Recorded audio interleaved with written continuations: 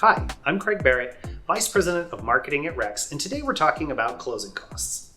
After many days, months, and years of saving up for your down payment, closing costs can come as an unpleasant surprise.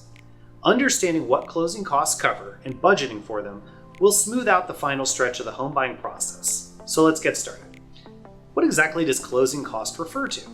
Well, closing costs are the charges and fees that are paid when a house purchase is finalized. Typically, the buyer costs include mortgage insurance, homeowner's insurance, appraisal fees, and property taxes, while a seller covers ownership transfer fees and pays a commission to their real estate agent. It's important to keep in mind that closing costs for the home buyers total around 3 to 5% of the home's purchase price, which can add up to thousands of dollars.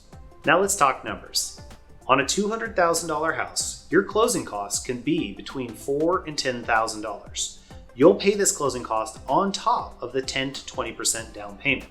So, on a $200,000 house, you could hand over a total of $24,000 to $35,000 before you get those keys. Now relax. There are many ways to cut the cost of your closing fees. First, compare your costs. Shop around for a lender who has the best interest rate. Next, evaluate the loan estimate. When we say evaluate, we do mean an in-depth analysis. Don't just glance at it. This is a good way to identify unnecessary and padded fees.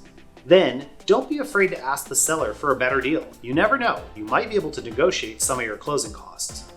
Last, delay your closing. You can minimize those charges by closing at the end of a month.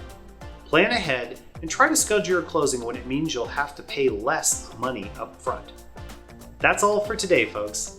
To learn more about the compelling world of closing costs, you'll have to come back for another one of our videos. See you next time on Rextionary 101.